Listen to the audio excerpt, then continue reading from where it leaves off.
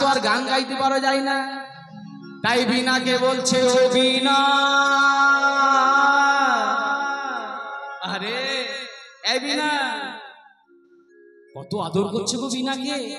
ওরে সাধের বিনা, একবার বাজরে বিনা, ও বিনা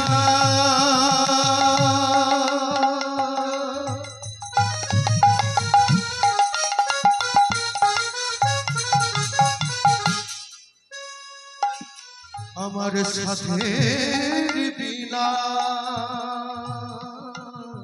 একবার বাজরে বিনা, বাজরে বিনা, বাজরে বিনা, একবার রাধে রাধে রাধে বলে ওরে বিনা, বাজরে বিনা, একবার রাধে রাধে রাধে বলে ওরে বিনা, বাজরে বিনা। এ বিনা বল রাধে রাধে। বিনা কি বলছে? নারায়ণ নারায়ণ। এ বিনা, তোকে কি বলতে বলছি, বল রাধে রাধে। নারায়ণ নারায়ণ। ও তুই আমার কথা শুনবি না? শোন, আজকে আমার বড্ড দরকার, আজ রাধা নাম গাইতে হবে, শুনবি না? তুই যদি আজকে আমার সাথে রাধা নাম না গাইবি, আমি নিজেও বলি না, নারায়ণ নারায়ণ বলি, তো শোন, তুই যদি রাধা রাধা না বলবি, তোকে আমি বৃন্দাবনের মাটিতে, বৃন্দাবনের মাটিতে যেই না আছাড় দিয়ে দিয়েছে বাবা, এখনো বৃন্দাবনের প্রতিটি মাটির মধ্যে, ধুলিকোনার মধ্যে রাধা নাম উচ্চারিত হয়। কারা কারা বৃন্দাবনে গিয়েছেন হাত তুলবেন। যাই হোক, যাদের যাওয়া হয়নি যাবেন। তো বৃন্দাবনের এই মাটিটার মধ্যে যদি আবার গড়াগড়ি দেওয়া যায় না, এই জীবনটা ধন্য হয়ে যাবে। তাই যেই না বিনাটা আছাড় দিয়েছে, বিনা তখন কি করলো?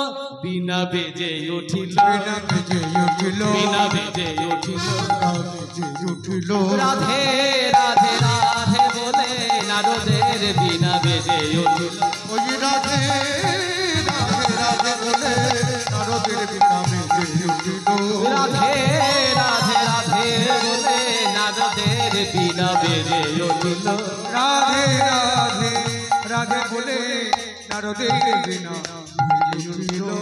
দেখুন বাবা, সৎসঙ্গে স্বর্গবাস আর অসৎসঙ্গে পদে পদে সর্বনাশ।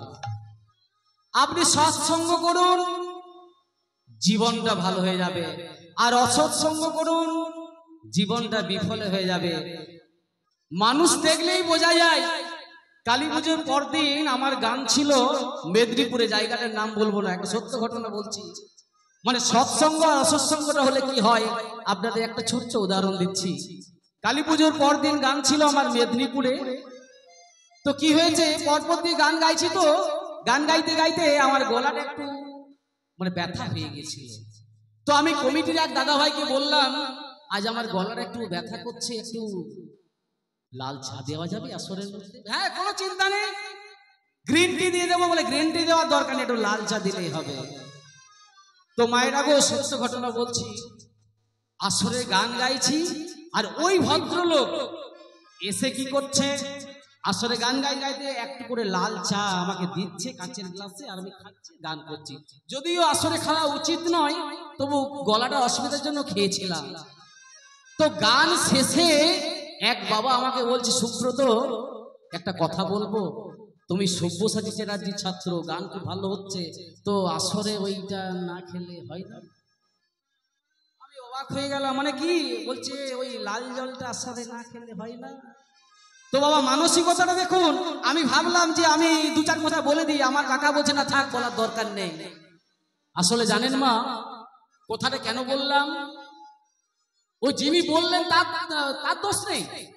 তারপরে জানলাম যিনি আমাকে লাল চাটা সাপ্লাই দিচ্ছিলেন, তিনি 24 আওয়ার্স উইথ অ্যালকোহল।